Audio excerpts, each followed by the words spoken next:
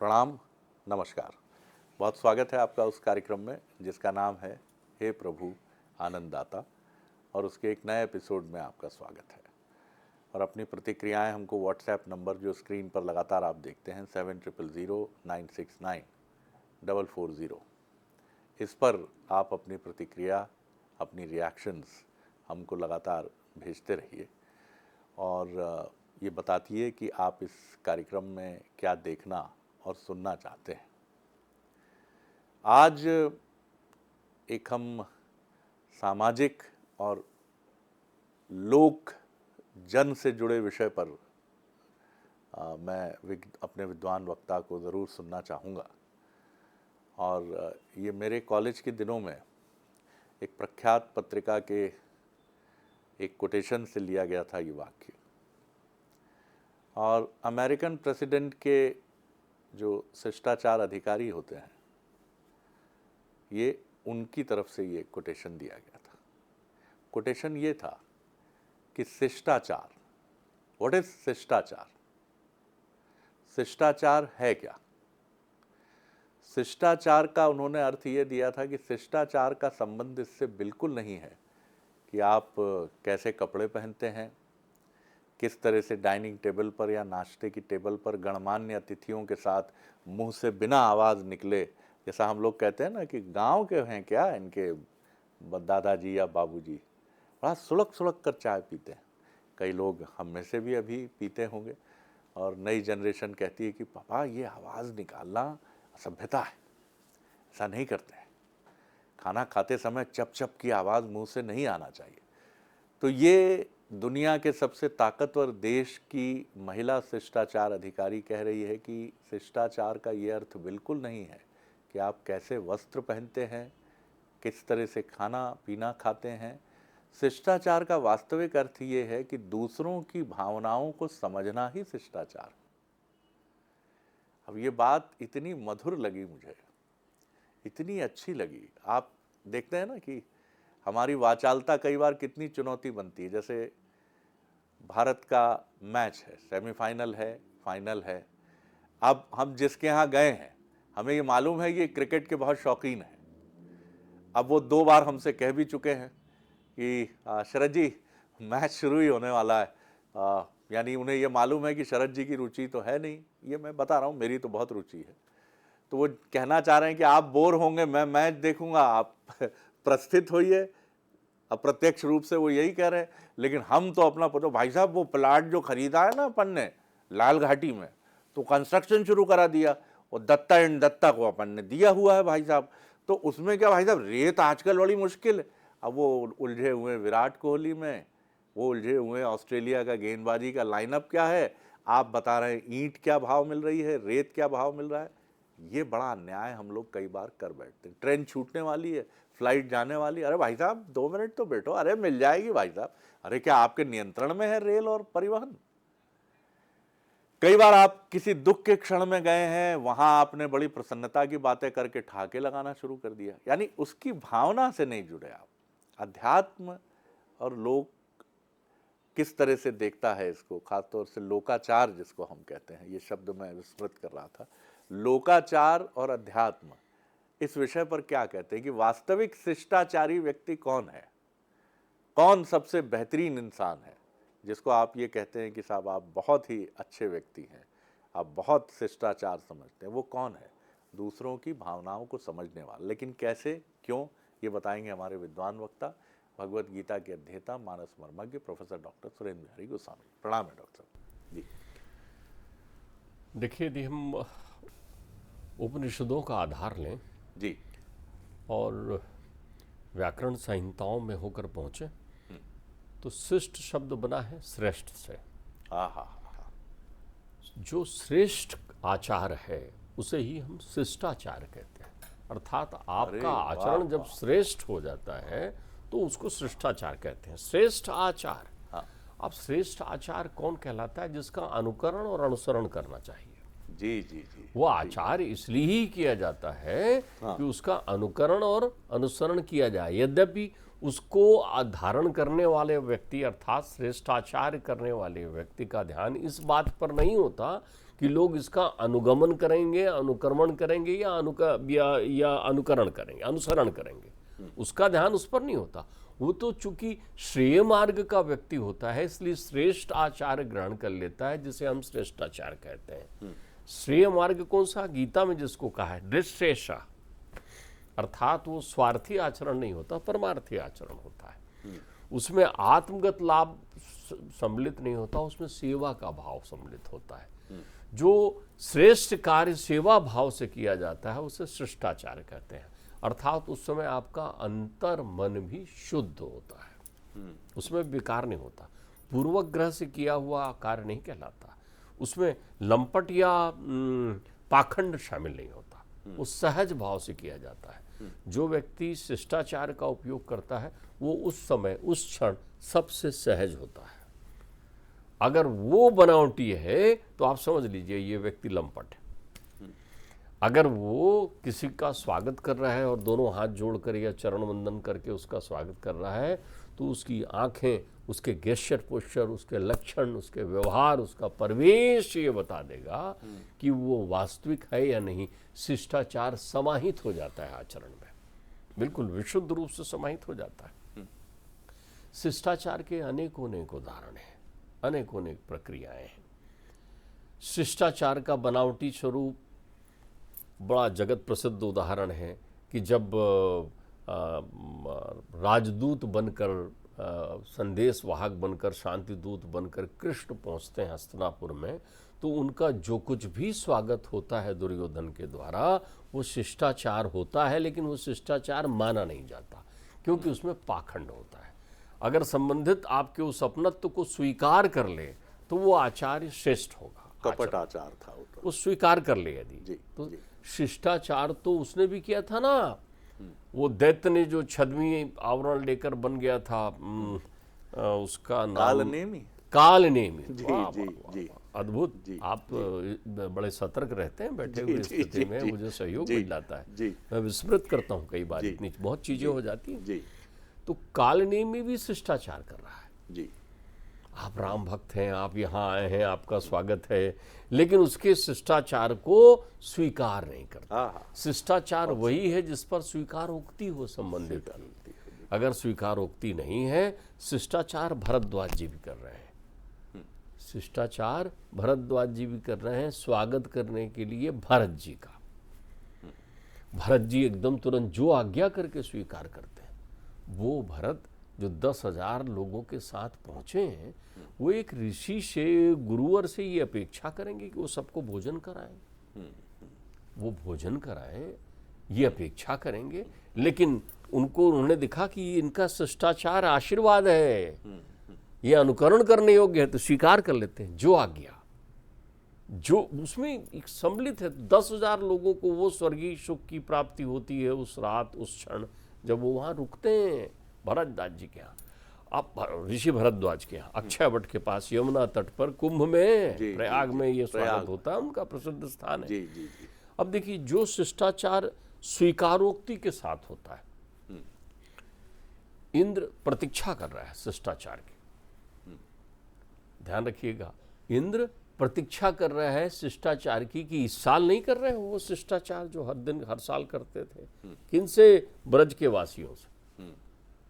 लाओ 56 भोग बनाकर मेरे पास लेकर आओ, जब मैं आता हूँ, जब ये पर्व प्रारंभ होता है, जब ये ऋतु आती है, तब आप सब मेरा ऐसी स्वागत करते हैं, आप आओ। शिष्टाचार अपेक्षा में नहीं किया जाता, स्वेच्छा से किया जाता है। बहुत सुंदर, बहुत सुंदर बात है। शिष्टाचार का अपेक्षा से संबंध नहीं होता। परमात्मा गर्व भंजन करते हैं। शिष्टाचार की अपेक्षा लिए किसी के यहाँ गए तो आप फिर अभिमानी हो गए, फिर तो परमात्मा आपका गर्व भंजन करेंगे। फिर आप सहज शिकायत ले, आज चाय के लिए नहीं पूछा, आज खड़े होकर प्रणाम नहीं किया, आज नमस्ते नहीं किया, देखो तो उनके बच्चे कैसे हैं, देखो तो उनका परिवार कैसा है। आप ये सोच कर गए थे ना, ये अपेक्षा से गए थे ना।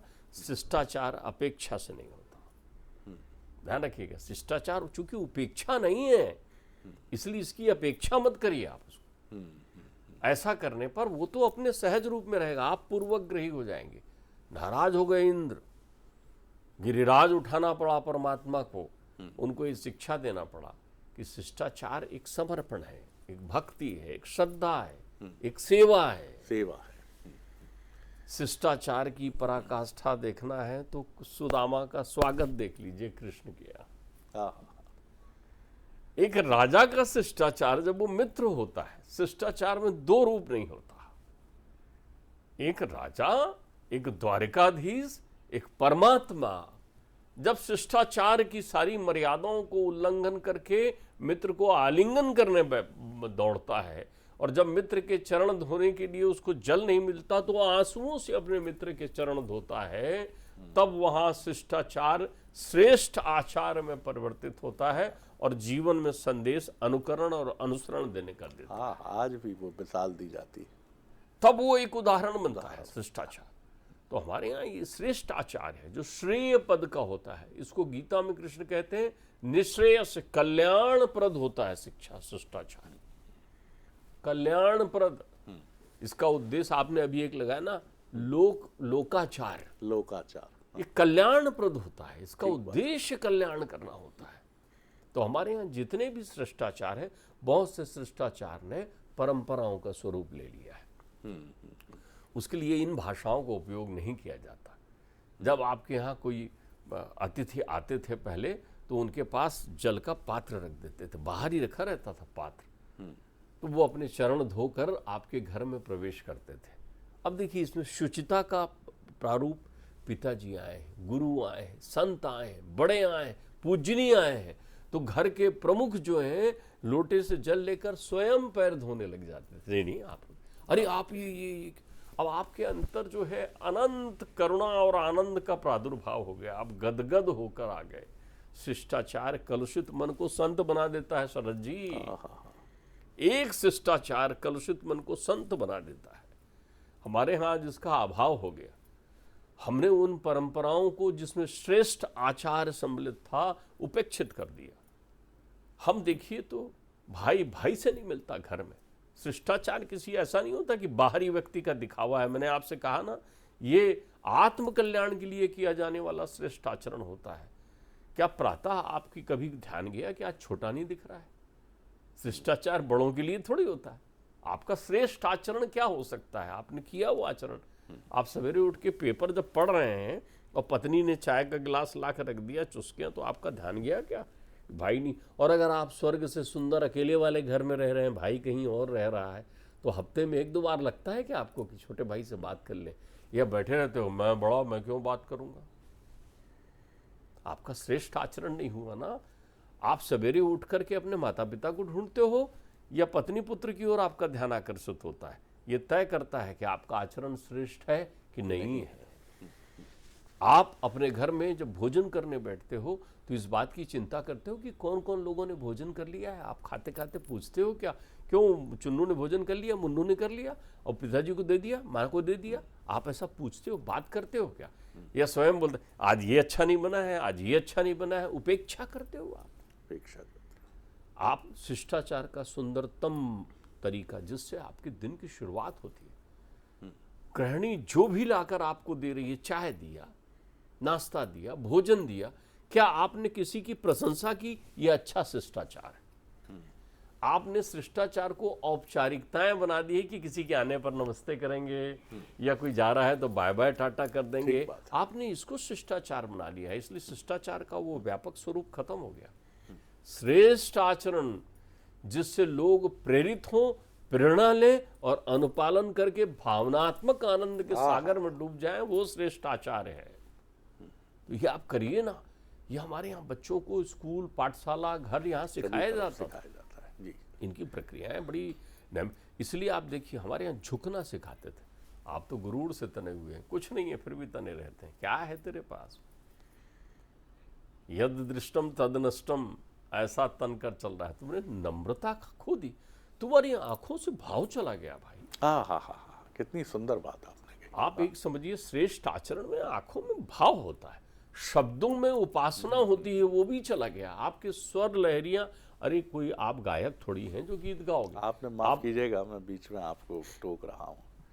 आपने जो बात का आंखों का भाव नष्ट हो गया। जब हम लोग ननिहाल जाते थे डॉक्टर साहब बचपन में, और जब माता जी के साथ वो समय आता था जब हम लोग वापसी करते थे भोपाल के लिए, तो घूंघट की आड़ में वृद्ध, युवा और किशोरी, वो लड़कियां जिस तरह से उनकी आंखों के भाव रहते थे, जैसे जीवन से सब कुछ चला गया, जैसे कृष्ण चले गए।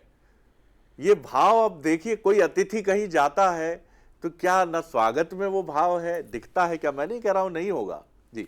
देखिए कितनी अच्छी बात आप बोल रहे हैं। जी अपने यहाँ विदाई होती थी जी जी तो आपको मालूम, विदाई के समय का एक ऐसा वातावरण होता था कि पूरा मोहल्ला स्तब्ध और शांत नजर आने ठीक लगता है, था। बिल्कुल सही। केवल ठहर ठहर के हिचकी सिसकने की आवाजें आया करती थी और वह करुणा रस बिखर बिखर जाता था जी।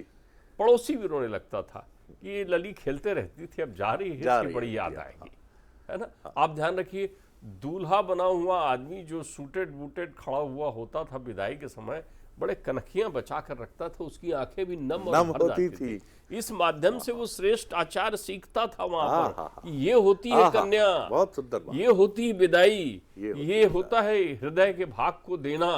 जब एक पिता चुपचाप कोने में खड़ा हो जाता था और पुत्री भी उसकी तरफ से मुंह मुड़े हुए आखिरी तक जाती थी, लेकिन वो आखिरी छोर पर पहुंचकर पलटती थी और पिताजी पापा बोलकर लिपट जाती थी, तो पूरा वातावरण अश्रुपूरित हो जाता था। ये था श्रेष्ठ आचार्य, आपके अंतर्मन से भावनाओं का प्रकट हो जाना। लेकिन अब तो लोग इसका उपहास उड़ाते हैं या कह देते हैं यही तो हूं, जा थोड़ी रही हूं। प्रश्न उसके आपके, हम आपके रोने की थोड़ी प्रतीक्षा कर रहे हैं। वहां रोना दुख का नहीं होता था, नहीं नहीं, ये सुख का अवसर था। ठीक बात है कि बेटी अपने घर जा रही है, उसका घर बस रहा है, लेकिन फिर ये अश्रु काय के लिए उमड़ते थे? भाव से। भाव क्यों उमड़ते थे? ये चारों ओर का परिवेश लोकाचार में आ जाता था। लोक का आचार और परंपरा, वो जो श्रेष्ठ आचरण था आपके जीवन का, ये बताना कि देखो मैंने पाला पोसा बड़ा किया और ऐसा संवारा कि ये अपने घर जा रही। वाह वाह। तो ये एक भावनाएं रहती थी वो अपने पिता से कि पिताजी आप मेरे हृदय में बसते, माँ आप मेरे हृदय में बसते। और वहां लोग जो आते थे वर पक्ष के, उनके पास ये उदाहरण होता था कि अरे भैया क्या स्वागत भगत, हाथ जोड़े खड़े रहे। और ये वो आचरण जीवन भर के लिए आपको ऋणबंध में बांध देता था, ऋणी बना देता था आपको। केवल आचरण बोल देने मात्र से आप तो राम की तरह है भैया। लोग बोलते थे जनकपुर जा रहे हो क्या? कितना सुंदर नाम रखा था ससुराल का। बेटा जब जाता था तो बोलते थे भैया जनकपुर से आ रहे हो क्या? कितनी सुंदर बात थी। यानी राजा जनक का वो स्तर ध्यान आ जाता, वो स्तर ध्यान। शिष्टाचार को प्रकट करने के लिए ही परिणय का स्वरूप बढ़ाया गया है। परिणय तो उसी पल हो जाता है जब एक आत्मा दूसरी आत्मा से मिलने के लिए अनंत चित्त से विचार कर लेती है। उस समय हमारे यहाँ तो अष्टविवाह की परिकल्पना की गई है। श्रवण करने मात्र से, सोचने ले मात्र से, कटार भेज देने मात्र से, चूड़ी पहना देने मात्र से, सिंदूर भर देने मात्र से विवाह हो जाता था। वरमाला मात्र से विवाह हो जाता था। गंधर्व विवाह का प्रचलन हमारे यहाँ है। तो ये बनाया क्यों गया है? तो आप अपने परिवार में अपने बच्चों को, अपने आसपास के परिवेश को ऐसी परंपरा और संस्कारों से परिचित कराएं कि उनमें शब्दों की पूजा का अभ्यास हो। कहाँ आप बोलना है, कहाँ तुम बोलना है, कब उठना है, कब बैठना है। बूढ़ा बाप बेचारा, बूढ़ा ससुर खड़ा हुआ है और बहू जो है वो वहीं बड़े आराम से वो सोफा में बैठी है और इशारा कर रही है बैठो ना, बैठो ना।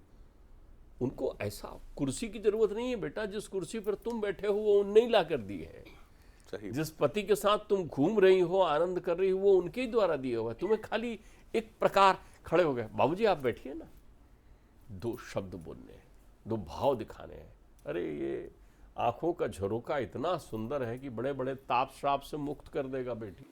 डॉक्टर साहब, आज तो आप एक ऐसी भावभूमि की तरफ ले गए कि मैं निशब्द हूँ। मैं कभी सोच नहीं सकता कि हम जिन विषयों को आपके समक्ष रखते हैं, और कई बार तो विषय रखते समय आपकी विद्वता से तो हम सभी सुपरिचित हैं, लेकिन कई बार मैं सोचता हूँ कि मैं अज्ञानी कैसे कैसे विषय उठाकर आपके सामने रख देता हूँ। कई बार मुझे लगता है कि आप कहेंगे कि शरद जी ये क्या विषय आप ले आए हैं, लेकिन चलिए चर्चा करते हैं। लेकिन मैं देखता हूँ कि आप अपने पारस स्पर्श से हम जो भी विषय आपके समक्ष रखते हैं, आप उसमें भारतीय परंपरा की गंध, लोकाचार, उपनिषद, वेद, वैदांतिक दर्शन, पौराणिक संदर्भ ऐसे समेटते हैं कि अमर हो जाता है। वो एक शब्द अमरत्व की तरफ बढ़ जाता है।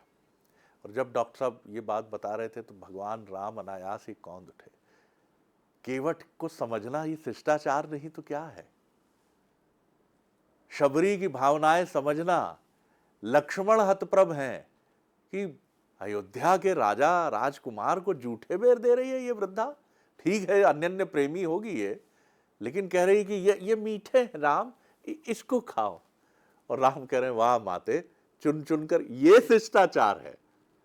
शिष्टाचार ये नहीं पनीर तो मैं खाता नहीं, बन गया है तो ठीक है, पनीर है, लाइए लाइए लाइए।